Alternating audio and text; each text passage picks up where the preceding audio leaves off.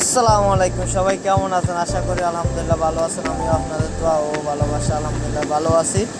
আজকে আমি গাছে আবার পানি দিচ্ছিলাম, সে পানির ভিডিওগুলো করলাম আপনাদের জন্য।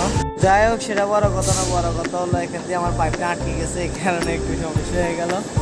আপনারা দেখেন আমার গাছের এখানে আমি মাজরা করছিলাম, ওমানে আইসা এখানে সেই সই গাছ, পেঁপে গাছ, তারপরে কলমি শাক, কুমড়া গাছ, বাদাম, তারপরে তোমার অনেক কিছু করছিলাম, টমেটো। আমি তোমাদেরকে সব কিছু দেখাতে পারি নাই, এই জন্য আর কি দুঃখিত।